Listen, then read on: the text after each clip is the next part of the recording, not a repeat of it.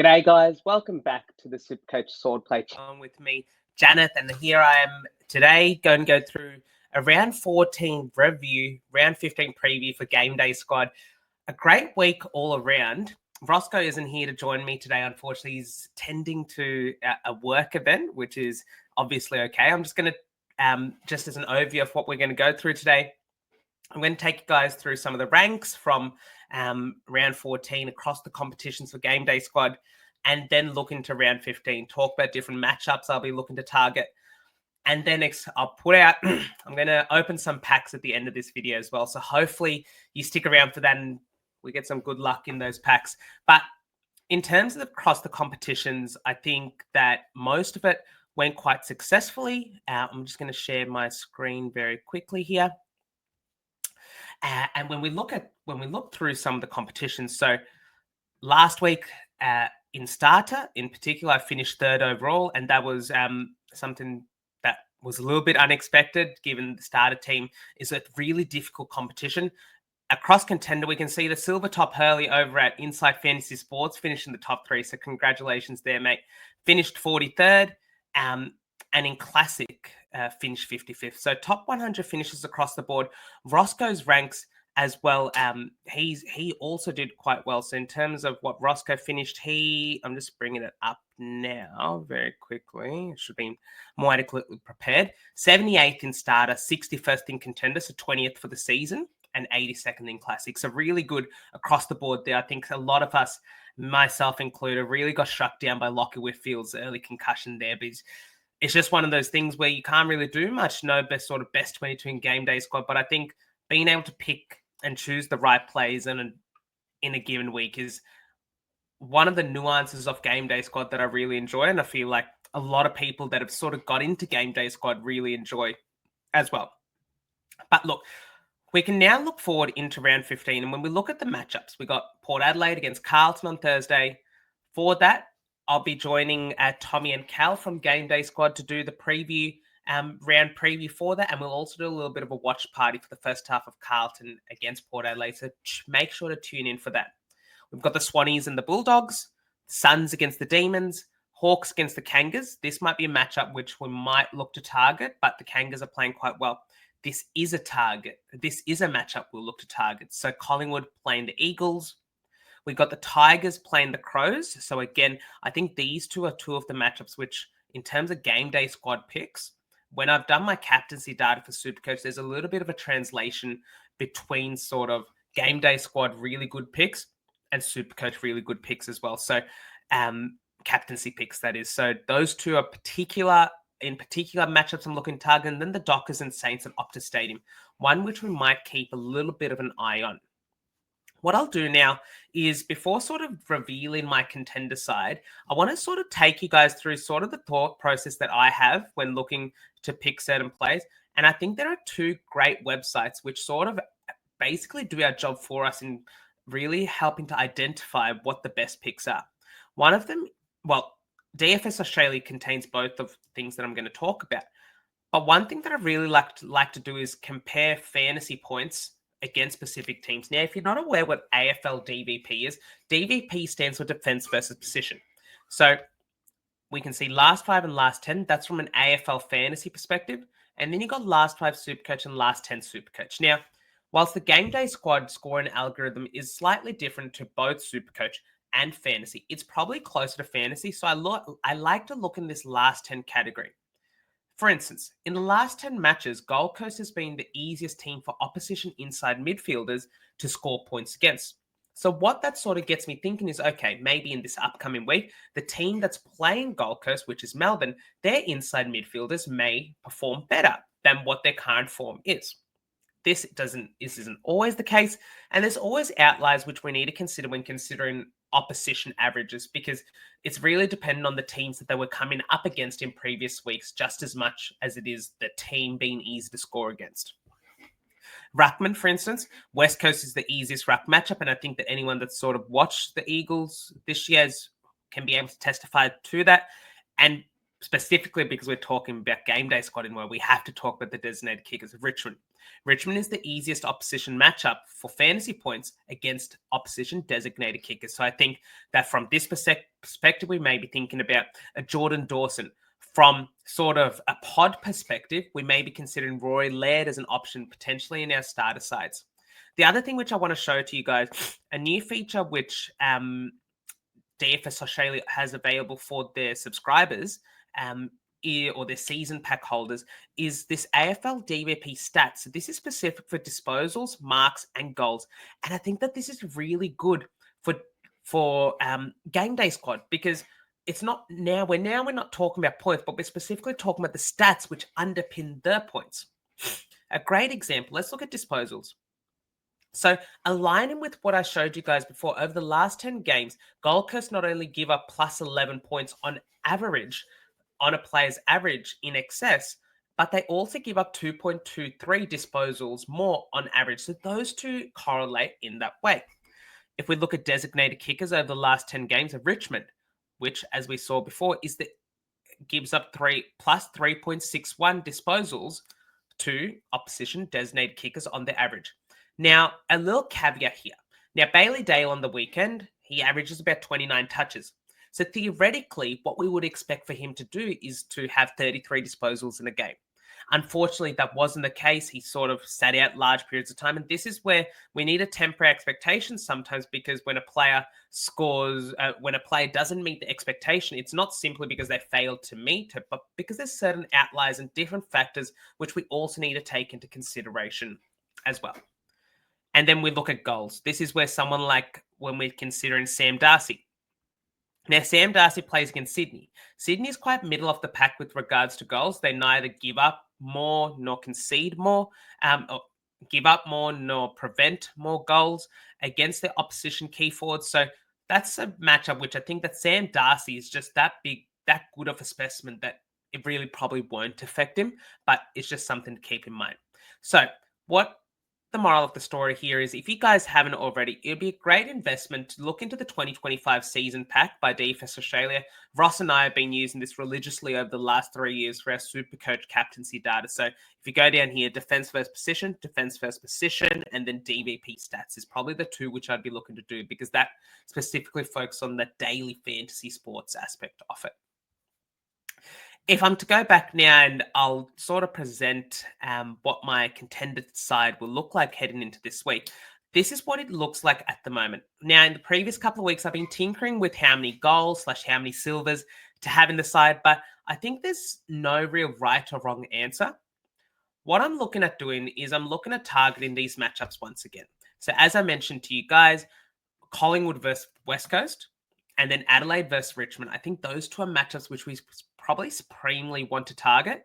And that's why I've specifically gone there with a gold Nick Dacos and a gold Jordan Dawson. Those are probably the two pillars for me. Nazaya Wanganeen-Malera has just been incredible form. We can see the last 4 games, 181, 191, 178, 198. And that's really aided by these 25 plus kicks that he's had in each of these games. And that's all what we can really ask for, right? So I think those three are 3 gold locks for me. The silvers is where it gets a bit more tricky. I would love to have, if Luke Jackson is solo rucking again against Rowan Marshall, I'd love to have some variant off Luke Jackson in the side, along with a Marcus Bontempelli against Sydney. I don't think he'll get the James Jordan tag, so it should be quite safe. And then it becomes a little bit more confusing. When we look at the teams that are on the bye this week, we've got Brisbane, we've got GWS, we've got Geelong, and we've got Essendon. When we can look at across the lines, I think the defense is where most teams will be quite impacted. So what I'd like to think about in sort of defense, we lose Dane Zorko, Lockie Ash, Lockie Whitfield, Max Holmes. And we'll also lose sort of in the midfield when we think about Lockie Neal, Josh Dunkley, Jai Caldwell, Tom Green. In the rucks, probably not too big of a deal given that we get Max Gawn back. But in the forward line, again, we'll lose Bailey Smith.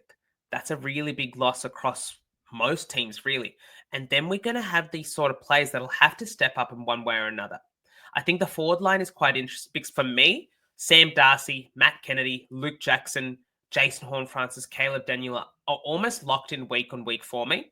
Keziah Pickett is one of those interesting ones where you want to get them in, but at the same time, they can easily score a 50 as well as they can score 150. Isaac Rankin is one option that I have as sort of that 7th forward, given that they're playing Richmond and he should score quite well, but his previous 3 scores in a Supercoach sense, I'm not quite sure in a game day sense, haven't been quite good. So another option that we could have playing against North Melbourne, he's been captaining the Hawk side the last couple of weeks, is Dylan Moore. I don't mind the Dylan Moore plan. I think that's one possible avenue that we can go. In the ruck line, I'll probably want to get Max Gawn into the ruck line. I'm just trying to figure out at the moment whether it's for Grundy or for Cameron. But at the same time, in saying that I would like to get Max Gawn in, he plays Jared Witts, who's a very tough ruckman to get hit-outs to advantage against, but also is quite tough around the ground as well. Puts up a good fight and is one of the better matchups for Max Gawn overall. So we'll see, given the form that Grundy and Cameron are in, how to go about that. I'll go back to the defense line very quickly. I'm sorry for jumping all over the place here. But when we look at the defense line, I think when we've got all the defenders there, I think we've got 7 or 8 that we really pick and choose from. And that we really want to have in our side most weeks. That's Dane Zorko, Lockie Ash, Lockie Whitfield, Nzia Wangani-Malera, Bailey Dale, Jack Sinclair, Harry Sheasel, and Jordan Clark. Those are probably... Oh, Max Holmes as well. So there's 9 players, and we only have 7 slots. So from that perspective, given that we've lost so many of them, you can see that I'm only fielding 5 of them here in Clark, Sinclair, Sheasel, Naz, and Bailey Dale. Jack Sinclair's coming off a very, very uncharacteristic performance for him. So I think that he'll bounce back against Freo on the bigger ground at Optus Stadium. But the 2 defenders that I'm looking to supplement this backline with is Luke Ryan, who's played really well in the last couple of weeks. If I bring up his stats, he's got 154. Yes, the last couple of weeks, when I say last couple of weeks, from an objective footy perspective, not so much game day. But I think we saw that he's playing sort of the last line of defense for Freo in terms of the one that sort of kickstarts the switches of play. So I'm pretty confident and happy with playing him against St Kilda. He has a good record against the Saints in the past. And John Noble has had a couple of tough weeks, but before that, he was just so uber consistent that I feel confident fielding him against Melbourne at this week in contender. As I already talked about with Dacos and Dawson, they're locked in with the gold variants for me. And building around them, the Bont, back to sort of that uber relief form for the Bont, bouncing back from a 6-6 and a 1-11. And I think he's just going to keep going from here. I don't really see the Jordan tag going to Bont. If anything, he may get a James Rowbottom in the midfield, but we've seen that in the past that he has performed quite well. I think if a Jordan tag is to go to anyone, it would probably be to Ed Richards, which is why I'd temper on the side of avoiding Ed Richards this week as an option in contender. The Freo boys haven't necessarily let me down recently, but what I might look to do is just switch the variants of Sarong and Brayshaw, because Sarong's been the one that's been in form quite recently. When we have a look at him, 169, 170, 132, they're really good scores there. So I probably want to get I probably even now might just swap a Sarong, or I don't have a Silver Sarong. And that's where the issue lies, is you want to make sure that you have these sort of variants of players. If I just go to Classic quickly, no. So I need to get my hands on a Silver Strong. We'll see if the pack opening has a bit of luck in that regard. So we'll get to seeing that in a way. But yes, Brayshaw and Sarong, those 2 are probably players that I want to get in. The other option, which I think is quite sneaky, is getting in Josh Dacos. So if we just went and had a look at Josh Dacos very quickly, he scored 124. I'll just revert this back as well. But he's been uber consistent the last couple of weeks, 124, 155, 114, 120. So it doesn't necessarily even need to be a silver or gold, but I think even a bronze would make do in that regard. Going around the grounds and thinking about sort of who may cop a tag is one thing that's quite interesting as well. I think that Alex Chincotta has run with Sack Butters in the past, especially last year. So I might err on the side of caution there, or you could equally go to Connor Rosey. Connor Rosey went into the midfield a little bit with Miles Bergman sick and Ollie Wines out for the game against the Swans. Does he go back to halfback, and that's where Chincotta tags from? There's a lot to play up. I don't like the uncertainty that's present there, though. With regards to sort of the other tags, does Marcus Windhager go to someone? Does he go to a Sarong or Brayshaw? I just haven't seen that the tag has worked for the Saints. But Ross is really persistent with it. If word comes out that either Sarong or Brayshaw may get tagged, or even that, it's just so hard because you know that whoever doesn't get tagged is probably going to go off. Oh, it's such a tough one. Given that, I will probably weigh up who to take out if that sort of word comes out. But I think Noah Anderson is a really safe pick this week as well. Playing Melbourne, has a good record against them, specifically at People's First Stadium. And we saw 42 touches on the weekend. He's just a uber. He's like a Rolls Royce. I really like him as a game day squad pick this week. So that's probably what my game day squad contender competition side is looking at the moment. I'll probably look to update this as the week goes on with regards to the color variants, but the players I'm more or less happy with. What I'll do now is I'm just going to answer a quick question which I got on Twitter regarding certain squads. So if I was to bring this up, I think John T has asked a really good question because I think some coaches may be struggling with this sort of decision come this time of year. So John T is now going to enter Challenger for the very first time. So that's a really big deal, mate. Well done on that, as he now has enough decent cards to be competitive. Is it essential to have diamonds in this comp? I only own one worth playing, or can you get by with having really good platinums? Would this team stack up? John T, this is a brilliant question because I think it brings to the essence, to the core, what Game Day Squad is about. With regards to the salary caps, you can only have a certain number of players from each of the categories, for instance. So if we're thinking about a challenger competition and you've got the salary caps here, a diamond costs 100,000 more than platinum. So theoretically, you could play, theoretically, you could play 10 platinums for the price of 9 diamonds, like in that sort of sense. And I think that's where you can do, because if you've got really good platinums, you don't necessarily need to have the best diamonds to be competitive in Challenger. Now, in Champion, where there's no salary cap, you probably do want those diamonds to really up your ceiling score there. But I think you're in a really, really good shot here, mate. I'm just going to show the side as well. I hope that I'm not revealing too many secrets here. But we can see Platinum Bergman, Gold Sarong, Platinum Darcy Cameron, Gold Josh Shelley, Platinum Sheasel, Bowie, Sinclair, and Clark, really nice. Gold Mills and Noble, really, really nice. Gold Brayshaw, Gold Newcomb, Gold Josh Dacos, and Gold Richards, along with a Platinum Sam Doherty. In the ruck, you got a Gold Witsy. I'd probably look to change that Witsy around, mate, to someone else, but that's your call totally. Platinum Dogger Jackson, Platinum Horn Francis, Gold Parker, Gold Bolton, and Platinums of Keys and Thilthorpe. I think this is a really competitive side. You may actually be surprised at how strong your challenger side is right off the bat, mate. So, John T, really well done. And I love how you've been engaging with the content as well. We've had some really positive messages about the Game Day Squad content on the Supercoach Swordplay channel over the last couple of weeks. So thank you so much. That we really appreciate it, because we've put in a lot of hard work with these videos as well. But yeah, all the best, John T. Hope it all works out with regards to Challenger. And I guess we've come to sort of the ultimatum of this video now. I'll do a little bit of a pack opening. So I've got a couple of common packs and a couple of rare packs to crack open with you guys here. So hopefully we'll get some good luck with these packs. But let's start off with the common packs here. Unfortunately, don't have my partner in crime to sort of commentate these packs with in Rossco, but hopefully we can do him a little bit of justice here. So pack number 1, it's a 9-player common pack. Hopefully we get some good silvers and golds to sort of add into competitions this week.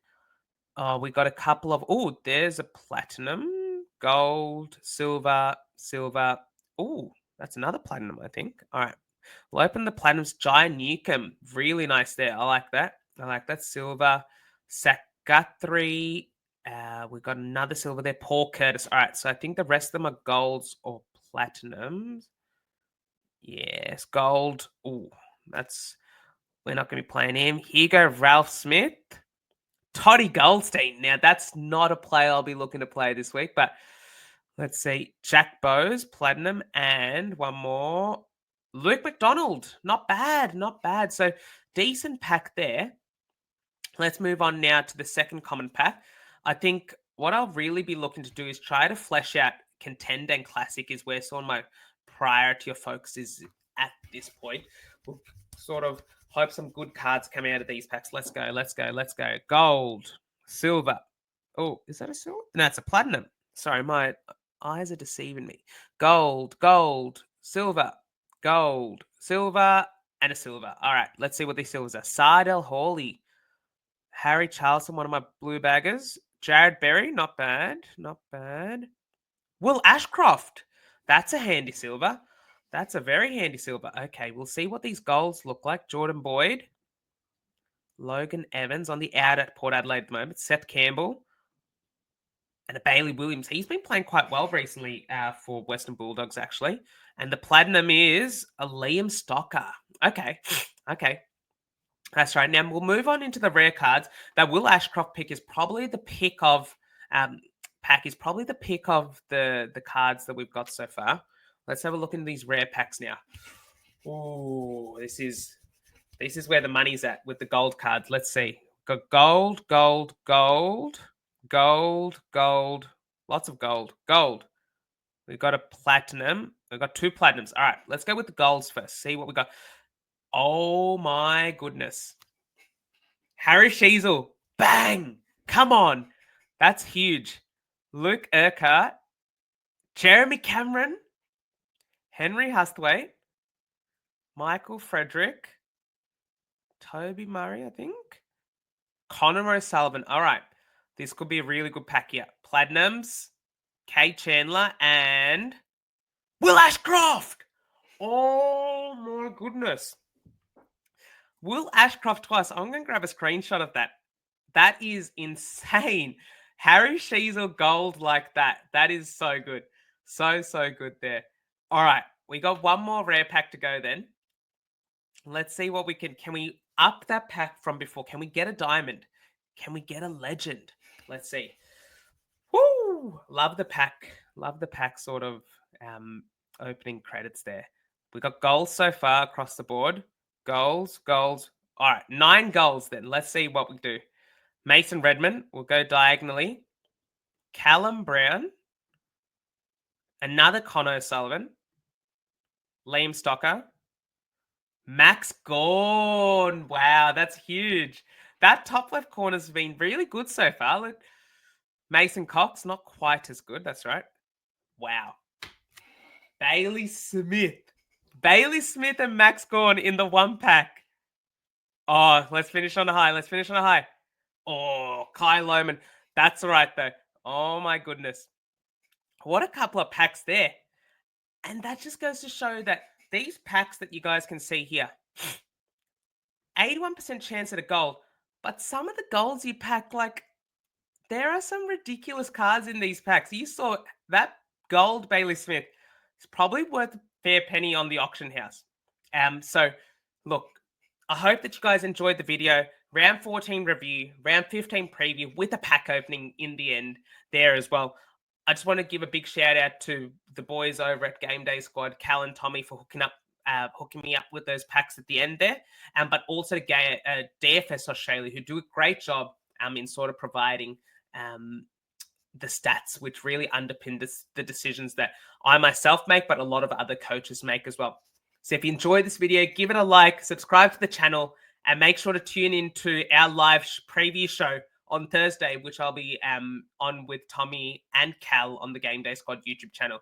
So stay tuned for more Supercoach content as well. We've got the potty dropping at some point in the upcoming days as well. So hope you guys are well, and good luck for GameDay Squad this week.